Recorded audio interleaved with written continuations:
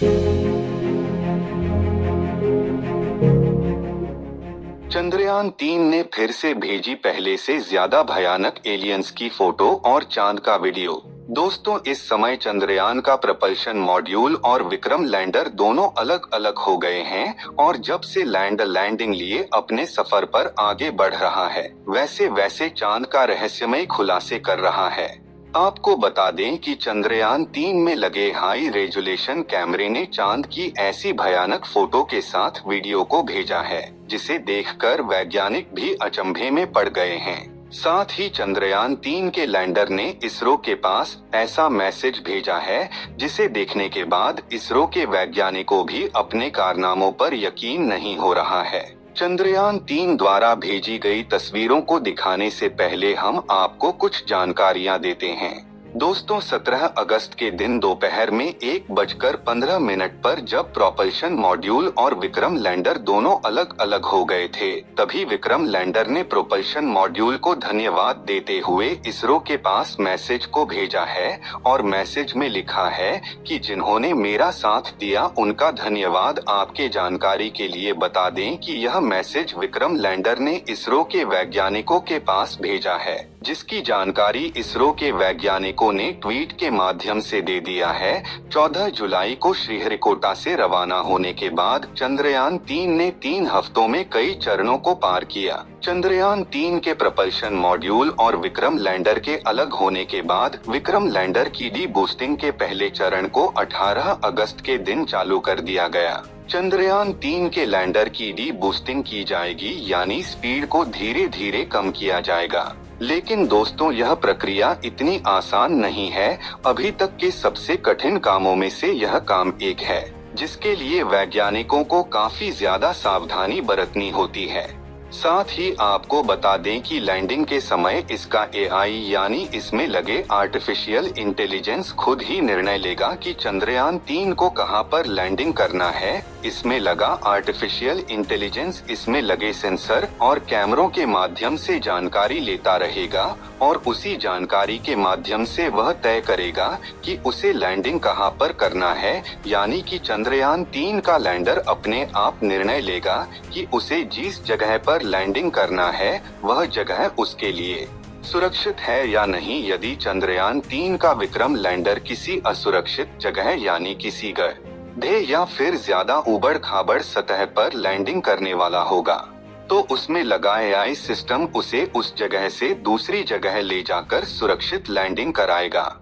हम कह सकते हैं कि इस बार चंद्रयान-3 के सफल होने के चांसेस 100% है। तो चलिए दोस्तों, अब आपको चंद्रयान-3 द्वारा भेजी गई तस्वीरों को दिखाते हैं। दोस्तों, इस समय जो आप अपने मोबाइल स्क्रीन पर वीडियो को देख रहे हैं, यह वीडियो चंद्रयान-3 के विक्रम लैंडर में लगे लैंडर पोजीशन डिटेक्शन कैमरा 17 अगस्त के दिन दोपहर 1 बजे कैप्चर किया गया है। इस वीडियो में आपको चांद की उबड़-खाबड़ सतह स्पष्ट दिखाई दे रही होगी और चांद की धरती पर मौजूद गड्ढे भी आपको दिखाई दे रहे होंगे।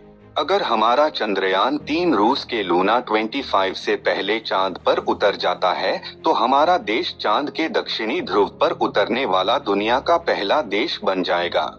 लेकिन ऐसा होना काफी मुश्किल है, क्योंकि रूस की रोसकोसमोस स्पेस एजेंसी ने लूना 25 को चंद्रयान से पहले उतारने का दावा किया है।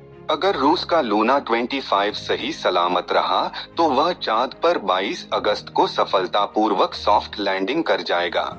लेकिन यदि 25 के साथ कुछ दिक्कतें आती हैं, तो हमारा चंद्रयान 23 अगस्त को शाम 5:27 पर चांद की सतह पर सफलतापूर्वक लैंडिंग करेगा। और अगर ऐसा हो गया तो हमारा देश चांद के दक्षिणी ध्रुव पर उतरने वाला दुनिया का पहला देश बन जाएगा।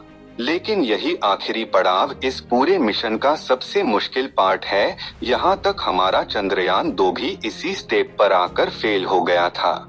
लेकिन सवाल यह उठता है कि चांद की दुनिया इतनी खतरनाक क्यों है। इसे थोड़ा गहराई से समझते हैं। दोस्तों, हमसे 3,84,400 किलोमीटर की दूरी पर मौजूद चंद्रमा हमारी पृथ्वी का एकमात्र प्राकृतिक उपग्रह है।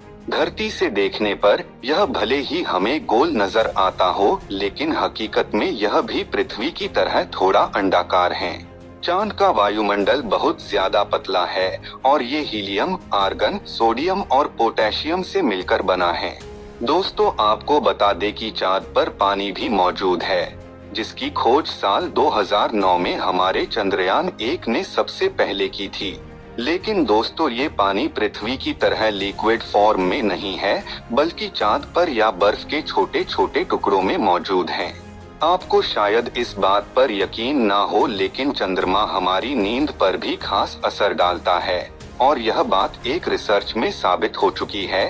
दरअसल 8 से 10 साल पहले स्विट्जरलैंड के बेसल विश्वविद्यालय ने यह खोज की थी कि अमावस्या की रात में लोग ज्यादा गहरी नींद सोते हैं, जबकि पूर्णिमा की रात उन्हें नींद इतनी अच्छी नहीं आ पाती। अब इसकी वजह क्या है, ये सवाल अभी भी वैज्ञानिकों के लिए एक रहस्य बना हुआ है। आपने बहुत बार सुना होगा कि चांद पर बड़े बड़े गड्ढे मौजूद हैं, लेकिन इन सभी में सबसे ज्यादा बड़े और गहरे गड्ढे चांद के दक्षिणी ध्रुव पर है और चंद्रयान 3 के विक्रम लैंडर को यहीं पर उतरना है। साथ ही इस इलाके में गड्ढे भी सबसे ज्यादा है। आप यह जानकर हैरान हो जाएंगे कि चांद के दक्षिणी ध्रुव पर एक ऐसा गड्ढा भी मौजूद है जो चंद्रमा का सबसे बड़ा गड्ढा है, जिसका व्यास 25 किलोमीटर और गहराई 8 किलोमीटर है। यानी इसमें 1 से लेकर 10 कुतुब मीनार तक समा सकते हैं। इतना ही नहीं, बल्कि हमारे पूरे सोलर सिस्टम बड़ा गड्ढा है। दोस्तों, चांद के दक्षिणी ध्रुव को सिर्फ इसके गड्ढे ही इतना खतरनाक नहीं बनाते, बल्कि बेहद ठंडा तापमान भी इस जगह के भयानक होने की एक बड़ी वजह है।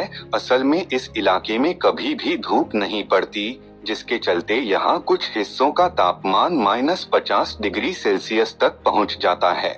ऐसे में कोई नहीं जानता कि यहाँ कौन से रहस्य छुपे हुए हैं। वैज्ञानिकों का अनुमान है कि चांद के इन गड्ढों के नीचे बेशुमार पानी छुपा हो सकता है, या फिर हो सकता है कि यहाँ हमें कुछ ऐसा मिल जाए जिससे यह पता चले कि दूसरे प्राकृतिक संसाधन जैसे सोडियम, मरकरी, मेथन और अमोनिया का खजाना यही है। यही वजह है कि हमारे इसरो के वैज्ञानिक ने अपने चंद्रयान 3 को चांद के इस खतरनाक इलाके में भेजने का रिस्क उठाया है। लेकिन दोस्तों, सवाल ये उठता है कि रूस और अमेरिका तो आज से करीब 50 साल पहले ही चांद पर पहुंच गए थे, पर उन्होंने चांद के इस इलाके को खोजने में दिलचस्पी क्यों नहीं दिखाई? क्या इसके पीछे कोई ऐसी वजह है जो हमसे छुपाई गई है?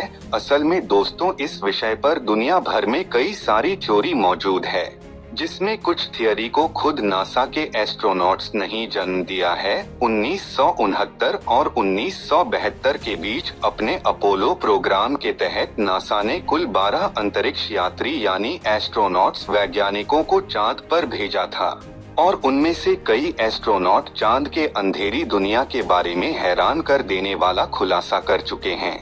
कुछ नहीं तो चांद पर एलियंस के मौजूद होने की बात भी कही थी, और लोग कहते हैं कि नासा ने 1972 के बाद अब तक इसीलिए कोई मून मिशन, क्योंकि उसको चांद की दुनिया के यह गहरे राज पता चल गए थे। हालांकि नासा की तरफ से इसकी वजह दी गई कि चांद पर ऐसा कुछ नहीं है जिसकी खोज की जाए, इसलिए अब इस मिशन पर और ज्यादा पैसा बर्बाद नहीं करना चाहता था। तो दोस्तों, अगर भविष्य में मौका मिले तो क्या आप चांद पर जाकर बसना चाहेंगे? अपनी राय कमेंट में जरूर बताएं। आज के लिए इतना ही। आपकी आखिरी जिम्मेदारी इस वीडियो को लाइक करके शेयर करने की है। इससे ज्यादा मित्रों तक शेयर करें ताकि उन्हें भी जानकारी मिल सके। और भी ऐसी ही नॉलेजेबल वीडियो के लिए अपने भरोसेमंद चैनल को सब्सक्राइब